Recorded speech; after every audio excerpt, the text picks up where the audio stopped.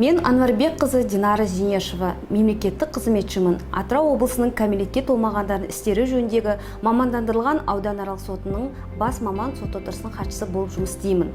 Қызмет барысындағы әділдік, адалдық, өз жұмысыма деген жауапкершілік әрбір мемлекеттік қызметшінің міндеті деп білемін. Менің де мақсатым осы салада кірпіш болып қаланып, мемлекеттің дамуына өз үлесімді қосу.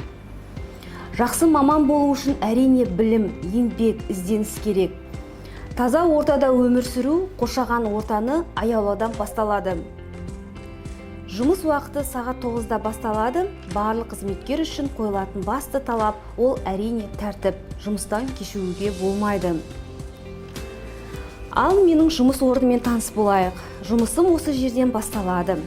Әдетте күнделікті жоспарымды нақтылап аламын.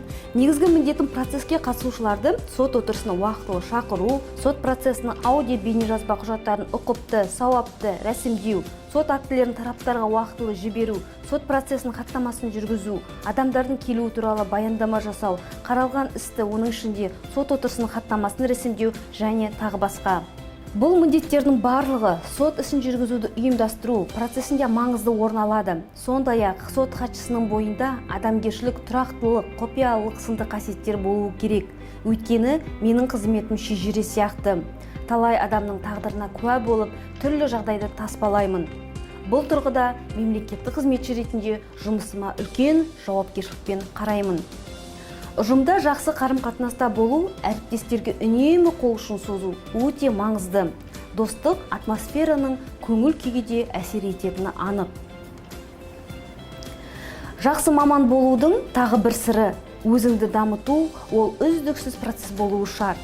Өзіме келгенде талапшылмын. Әр күнімді ерекше өткізгім келеді. Мәселен, түскі үзілістің 15-20 минутын кітап оқуға арнаймын. Әсіресе Абайдың қара сөздерінен, Мұқағали Мақатаевтың өлеңдерінен қанаттанамын.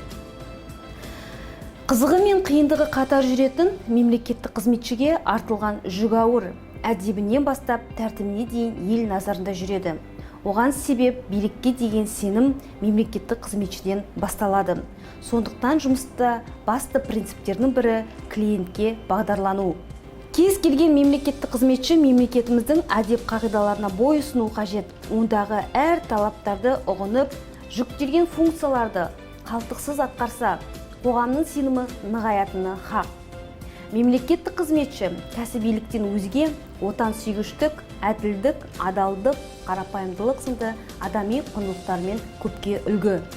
Менің бір күндік қызметім осындай.